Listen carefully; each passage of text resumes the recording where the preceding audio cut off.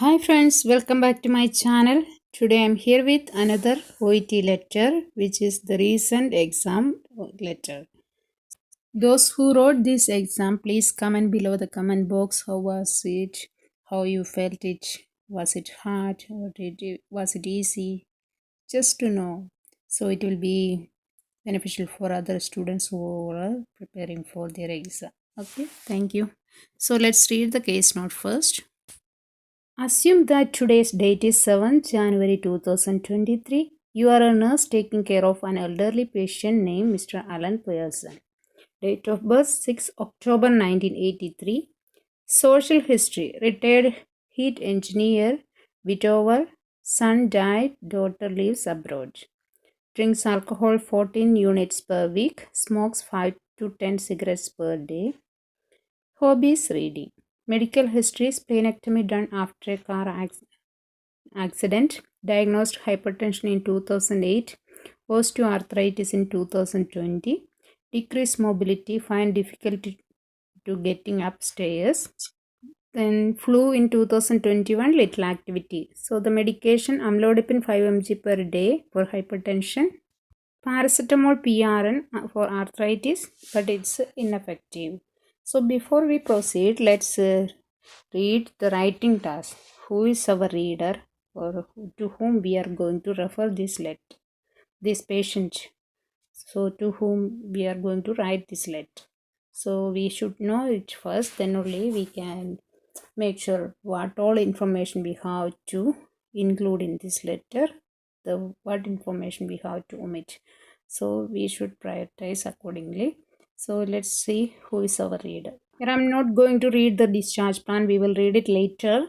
Now we are just going to look to whom we are going to write this letter. So using the information given in the case note, write a referral letter to Miss Marjoria Jackson, manager, community nursing team, Hill Road, Newtown. Request home visits for Mr. Allen. So we know this is a nursing manager in the community nursing team. Another factor we have to make sure is that is there any relationship? Is it a known case or unknown case? As nothing was mentioned in the social history and there is no same address, or it's not mentioned the patient is going back to the community team or something like that. So this is an unknown case. So we can include social history and medical history also in this letter. So we will start from the beginning and we will see how we can write it. We saw this information at the beginning, so I am not going to explain it. So the social history and medical history was explained. Then next move on to the present company. So the story starts now. You have to visualize how it is happening. So the patient came on 10 December 2022 for the family doctor appointment with the complaints of severe hip pain, swelling, and he advised to do an X-ray. Then they did the X-ray on 20 December. I don't know. From 10 after it is done only on 20. Then it has shown left hip deterioration. That's why he referred him for the total hip replacement. So it's clear for you, isn't it? The patient came with the complaints and they did the X-ray and then they found this left hip deterioration, so advised for surgery.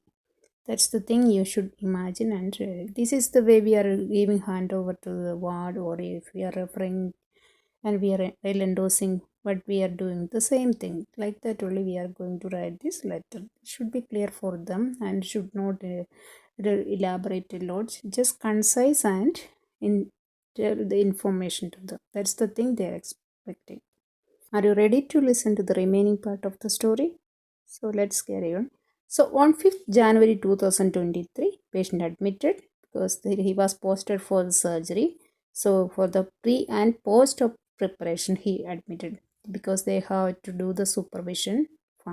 The fasting they want to do under supervision because he is going to undergo total hip replacement tomorrow. Then next day, that is the surgery day, what happened? Around 8 o'clock, he complained of pain in the calf and they noticed a swelling. Then they performed D-dimer test. It came out positive. That means he was diagnosed with deep vein thrombosis. Then what they did? So they started him on injection deltaparin, that is a blood thinning injection. Then what else they have done? They applied some topical betamethasone, that is for reducing the inflammation. Then on 7th January 2023, they administered deltaparin and embolic stockings on the right leg. They applied. It's mentioned chondrocalcinosis. That means it's a type of pseudo gout which cause pain and swelling on the joints, knuckles, like that. But here it's not mentioned. Actually, this letter is not well clear when it has prepared. So it's not mentioned in which calf he has pain. I think it's on the left because usually for the DVT we are not applying stockings because it can cause the embolus to move and can cause pulmonary embolism like that. That's why. So I hope it is in the left leg. So anyhow, let's see. I don't want to interrupt our story. So let's move on. And what else have they have done? They reassured the patient and provided some guidance, and the surgery postponed for 3 months for the DVT treatment.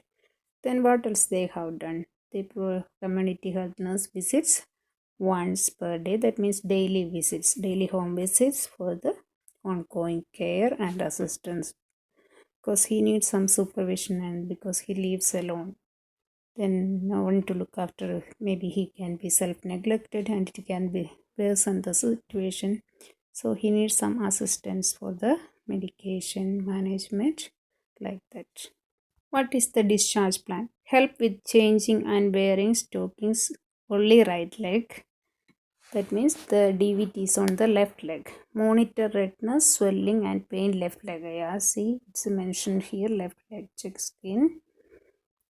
Then integrity ultrasound scan is on 18th February 2023.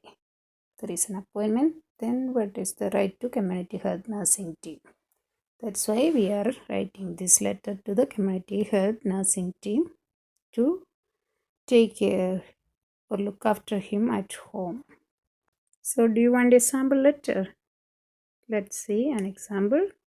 And please try to write yourself in your own way. In that way, if you practice only, you can manage the time during exam and you can clear the exam at the first attempt. So let's see.